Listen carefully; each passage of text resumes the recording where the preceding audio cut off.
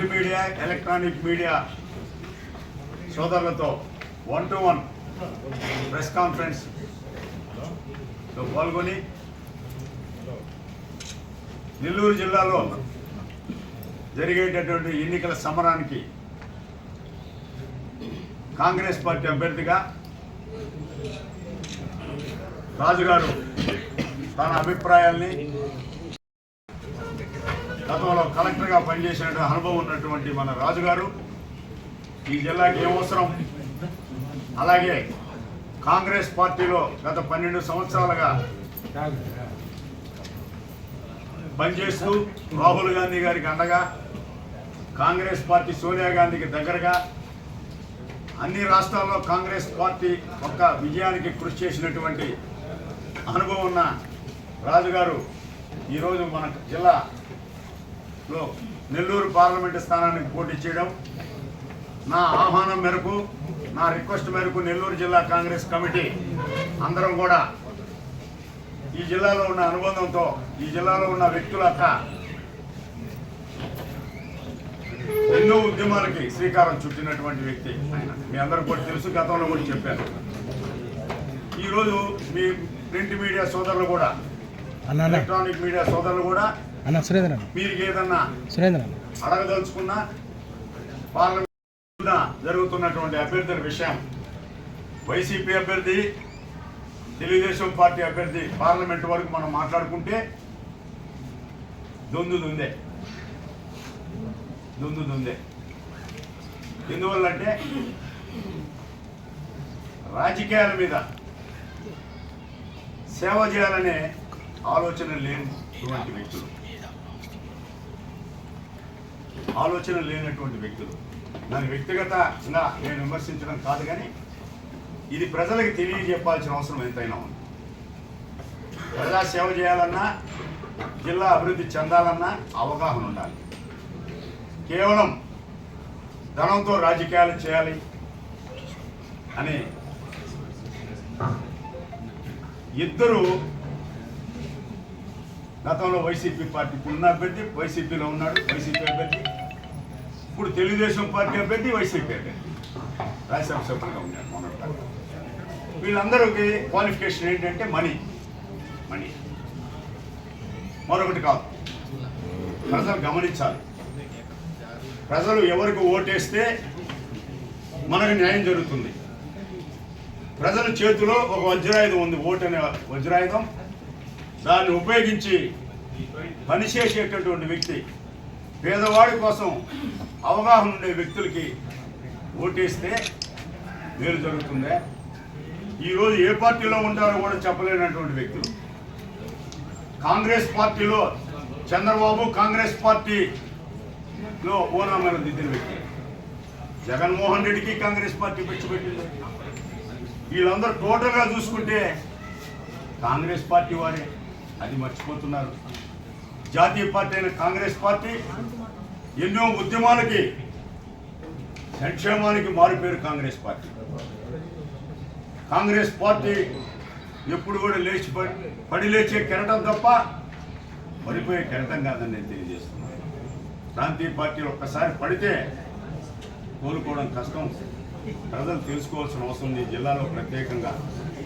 ఎందువల్లంటే ఈరోజు కాంగ్రెస్ పార్టీ అభ్యర్థి ఒక ఉన్నత స్థానంలో ఉండి పనిచేసి పార్టీకి జిల్లాలో చేసిన సేవే కాకుండా కాంగ్రెస్ పార్టీ గత అధికారం లేకపోయినా రాహుల్ గాంధీ గారికి కాంగ్రెస్ పార్టీ అన్ని రాష్ట్రాల్లో పనిచేసినటువంటి వ్యక్తి రాజధాని, మంచి వ్యక్తి.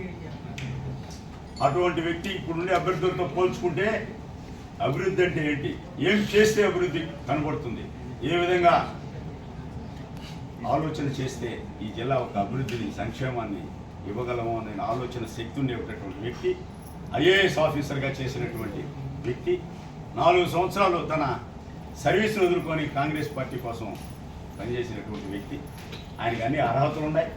తప్పకుండా మనసా వాచా కాంగ్రెస్ పార్టీ కార్యకర్తలే కాకుండా జిల్లా ప్రజలందరూ కూడా ఆశీర్వదించమని చెప్పి నేను మనస్ఫూర్తిగా కోరుకుంటున్నాను. అలాగే ఒక్కసారి కాంగ్రెస్ పార్టీ అభ్యర్థి అయిన రాజుగారికి ఓటేయమని చెప్పి జిల్లా ప్రజలను కోరుకుంటూ సెలవు తీసుకున్నాను. గతంలో కలెక్టర్గా పనిచేస్తున్న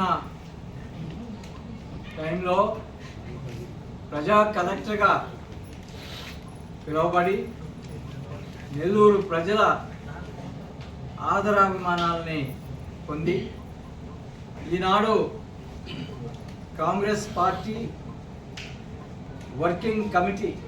కాంగ్రెస్ వర్కింగ్ కమిటీ మెంబర్గాను కాంగ్రెస్ పార్టీలో ఉన్నటువంటి ఎస్సీ ఎస్టీ ఓబీసీ మైనారిటీ వింగ్స్కి నేషనల్ కోఆర్డినేటర్గా నెల్లూరు పార్లమెంట్ అభ్యర్థిగా మీ ముందు నేనున్నాను.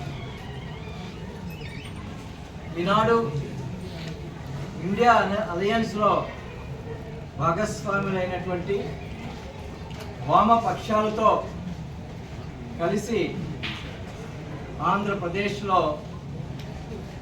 ఈ ఎలక్షన్స్లో మేము పనిచేస్తున్నాం. గతంలో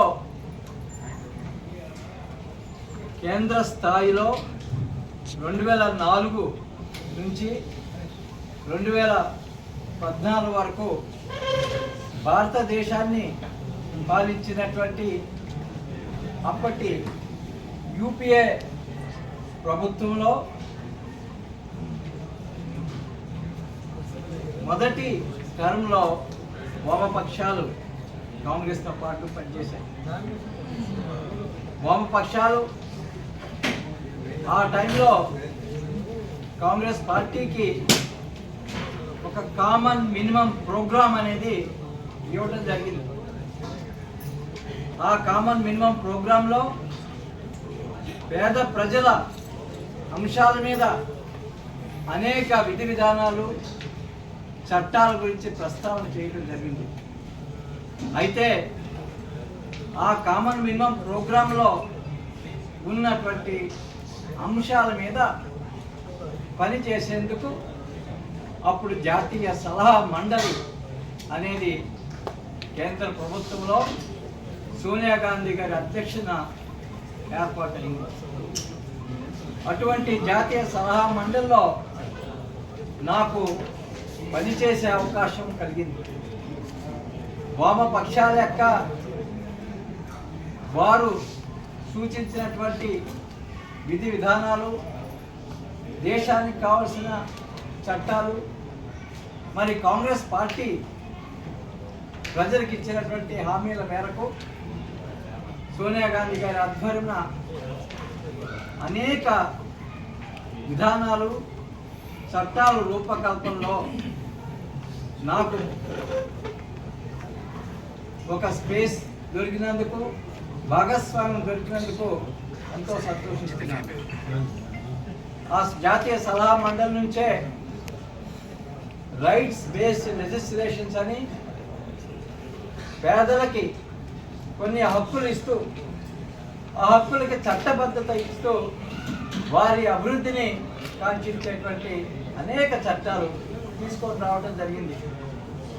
right to information act, right to education act, జాతీయ గ్రామీణ ఉపాధి హామీ పథకం, forest rights act, national food security act, land acquisition act, ఇటువంటి అనేక చట్టాలు, రైట్స్ బేస్డ్ లెజిస్లేషన్స్ రూపకల్పనలో నాకు వచ్చినటువంటి అనుభవంతో నాకు ఇప్పుడు చాలా స్పష్టత ఉన్నది. ఒక పార్లమెంట్ నియోజకవర్గంలో ప్రజల యొక్క సమస్యల మీద ఒక ప్రజాప్రతినిధి ఎలా పనిచేయాలి, ఏ విధంగా నియోజకవర్గాన్ని అభివృద్ధి చేసుకోవాలి, ప్రభుత్వ యంత్రాంగాన్ని ఏ విధంగా కదిలించాలి, క్షేత్రస్థాయి నుంచి రాష్ట్ర స్థాయి, కేంద్ర స్థాయి వరకు విధి విధానాలు ఏ విధంగా ప్రజల పక్షాన్ని తీసుకొని రావాలి అనే అంశం మీద అనుభవం ఉన్నటువంటి నాకు నెల్లూరు పార్లమెంట్ మెంబర్ ఆఫ్ ప్రజలు ఎన్నుకున్నట్లయితే నెల్లూరు పార్లమెంట్ మెంబర్గా నెల్లూరు పార్లమెంటు నియోజకవర్గానికి న్యాయం చేస్తానని దృఢ నమ్మకం నాకు ఉన్నది. ఎందుకంటే నా యొక్క 35 ఏళ్ల ప్రజా జీవితంలో, సివిల్ సర్వీస్లో, ఆ తర్వాత రాజకీయాల్లో నా దృష్టి ప్రజలకి ఏ విధంగా సేవ చేయాలి. ఇక్కడ జిల్లా కలెక్టర్గా ఉన్నప్పుడు ప్రతి సోమవారం పొద్దున్న నుంచి రాత్రి వరకు ప్రజల విజ్ఞప్తులు వినేందుకు జిల్లా కలెక్టర్ ఆఫీసులో జిల్లా యంత్రాంగంతో కూర్చొని కొన్ని వందల వేల ప్రజల సమస్యల్ని ప్రతి సోమవారం పరిష్కారం చేసేవారు. ప్రతి సోమవారం ప్రజలు తండోపతండలుగా వచ్చేవారు. అంటే ప్రజల సమస్యల్ని వినేదానికి ఆ యొక్క ఓర్పు, ఆ సమస్యలకి కొంత ప్రత్యేకంగా అర్థం చేసుకొని పని చేయాలన్న దృక్పథం నాలో అప్పటి నుంచే ఉన్నది. మరి ఈ జిల్లాలో పనిచేస్తున్నప్పుడు నిరుపేద మహిళలు నిరక్షరాస్యత మూలంగా ఏ విధంగా అభివృద్ధికి దూరమయ్యారని ప్రత్యక్షంగా చూశాను. మరి వాళ్ళందరూ కూడాను అక్షరాస్యులు కావాలి, చదువుకున్న వాళ్ళలాగా మేము కూడాను అభివృద్ధి చెందాలనే ఒక తృష్ణ వాళ్ళలో కలిగినప్పుడు నాకు అదొక స్ఫూర్తినిచ్చింది. వీళ్ళందరినీ అక్షరాస్యులు చేయాలి, వీళ్ళందరినీ అభివృద్ధి మార్గంలో పెట్టాలి. అయితే అప్పటి అడల్ట్ ఎడ్యుకేషన్ డిపార్ట్మెంట్ వల్ల అయ్యే పని కాదు. అందుకని ఒక ప్రజా ఉద్యమాన్ని చేపట్టి అన్ని వర్గాల వారిని కలుపుకొని, అన్ని రాజకీయ పార్టీలను కలుపుకొని, ముఖ్యంగా ఒక 70,000 మంది యువకులు వాలంటీర్స్గా పనిచేస్తాం. 18 నెలలు ప్రతిరోజు 2 గంటలు ప్రతి ఒక్కరూ 10 మంది నిరక్షరాస్యులతో కూర్చొని చదువు చెప్తామని వాళ్ళు ముందుకు వచ్చినప్పుడు ఎంతో గర్వం కలిగింది నాకు. యువకులు ఇటువంటి దృక్పథం ఉన్నటువంటి యువకుల వల్ల దేశం బాగుపడుతుందనే ఉద్దేశంతో వారికి అటువంటి కన్స్ట్రక్టివ్ రోల్, సమాజాన్ని నిర్మించడానికి వారికి కన్స్ట్రక్టివ్ రోల్ కల్పించినటువంటి అవకాశం ఈ జిల్లా యువకుల్లా కల్పించారు.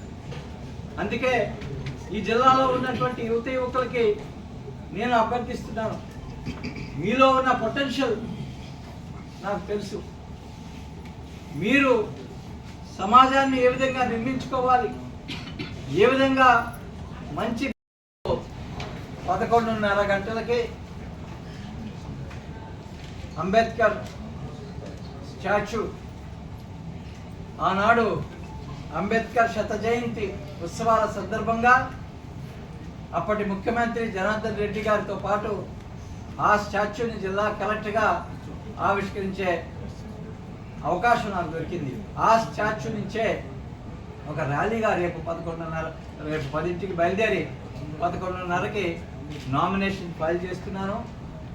మీడియా మిత్రులందరూ కూడాను హాజరై నాకు తోడుగా వస్తున్నటువంటి ప్రజల యొక్క ఉత్సాహాన్ని వారి అండదండల్ని మీరు గమనించి మరి మీడియాలో ద్వారా ప్రజలకి ఈ విషయాలు షేర్ చేసుకుంటారని ఆశిస్తున్నాను.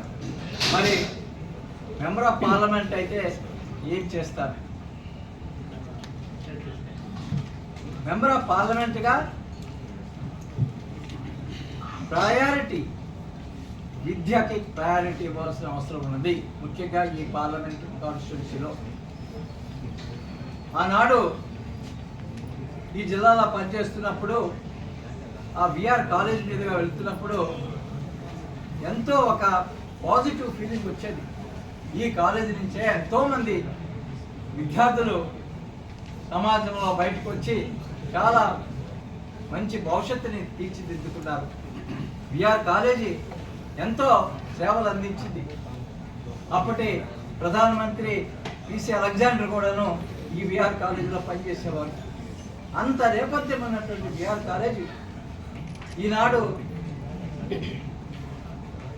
చాలా కోర్సెస్ మూతపడ్డాయని, మొత్తం కాలేజీ మూతపడ్డదని తెలుసుకొని చాలా చింతించాలి. అంటే ఇప్పుడు ఏమవుతుందంటే విద్యారంగం స్కూల్ కాడి నుంచి కాలేజెస్ యూనివర్సిటీ వరకు ప్రైవేటీకరణ జరుగుతుంది. ఈ ప్రైవేటీకరణ మూలంగా విద్య అనేది డబ్బులు ఉన్న వాళ్ళకే అందుబాటులో ఉన్నది. క్రమేణా డబ్బు లేని వాళ్ళకి, పేదలకి క్వాలిటీ ఎడ్యుకేషన్ దూరమయ్యే పరిస్థితి మనకు ఎదురవుతుంది. ఇది కేవలం నెల్లూరు జిల్లాలో కాదు, దేశం మొత్తంలో కూడాను ఇదే పరిస్థితి.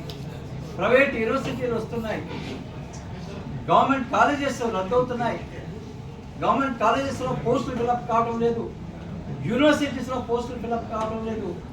ఇది ఎంత ఒక కాన్స్పిరసీ. పేదలకి విద్యను దూరం చేయాలనే ఒక కాన్స్పిరసీతో మరి దేశాన్ని పాలిస్తున్నటువంటి పొలిటికల్ పార్టీస్ విద్య విషయంలో మరి పేదలకు అన్యాయం చేస్తున్నారు. కాబట్టి నేను మెంబర్ ఆఫ్ పార్లమెంట్గా విద్యకి పెద్దపీట వేస్తాను. విద్యకి బడ్జెట్ పెంచడమే కాకుండా మరి క్వాలిటీ ఎడ్యుకేషన్ స్కూల్ స్థాయి నుంచి కాలేజ్ యూనివర్సిటీ స్థాయి వరకు ఇచ్చేందుకు ప్రయత్నం చేస్తాను. నేను గ్రామీణ అభివృద్ధి ప్రిన్సిపల్ సెక్రటరీగా ఉన్నప్పుడు ఒక క్వాలిటీ ఎడ్యుకేషన్ పేద విద్యార్థులకి, ఎస్సీ ఎస్టీ విద్యార్థులకి ఇవ్వాలనే ఉద్దేశంతో ప్రపంచ బ్యాంక్ నుంచి నిధులు తీసుకొని 88 వెలుగు రెసిడెన్షియల్ స్కూల్స్ ఏర్పాటు చేయడం జరిగింది. ఈనాడు ఆ రెసిడెన్షియల్ స్కూల్ చూసినట్లయితే అవన్నీ కూడా కాన్వెంట్స్ కంటే మంచి ఇన్ఫ్రాస్ట్రక్చర్ ఉన్నటువంటి రెసిడెన్షియల్ స్కూల్స్. అటువంటి రెసిడెన్షియల్ స్కూల్స్ నుంచి ఎంతోమంది విద్యార్థులు మంచి భవిష్యత్తు చేసుకొని ముందుకు వెళ్ళారు. కాబట్టి స్కూల్ ఎడ్యుకేషన్ మీద ఫోకస్ ఉండాలి, కాలేజ్ ఎడ్యుకేషన్ మీద ఫోకస్ ఉండాలి. మొదటి అంశం. రెండో అంశం, ఈనాడు విద్య ఉద్యోగానికి ఉపయోగపడేటట్టుగా లేదు, ఉద్యోగ అవకాశాలు మెండుపరుచుకునే దానికి లేదు. అందుకోసం అనేసి కాంగ్రెస్ పార్టీ యువకుల కోసం ఒక గ్యారంటీని ప్రకటించారు. రాహుల్ గాంధీ గారు ఒక గ్యారంటీని ప్రకటించారు. అదేమిటంటే right to apprenticeship. Right to apprenticeship అంటే ఒక చట్టం ద్వారా కాలేజీ యూనివర్సిటీ నుంచి బయటకు వచ్చినటువంటి ప్రతి విద్యార్థి ఒక్క రోజు కూడాను నిరుద్యోగిగా ఉండవలసిన అవసరం లేదు.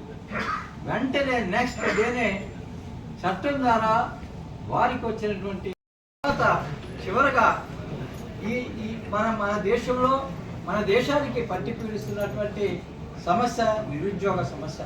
ఈ నిరుద్యోగ సమస్యకి మెయిన్ కారణం మన మ్యానుఫ్యాక్చరింగ్ ఇండస్ట్రీస్లో అభివృద్ధి లేదు, మ్యానుఫ్యాక్చరింగ్ సెక్టర్ ఎక్స్పాండ్ కావడం లేదు. అందుకనే మనకి ఉద్యోగ అవకాశాలు తగ్గిపోతున్నాయి. కాబట్టి నెల్లూరు పార్లమెంట్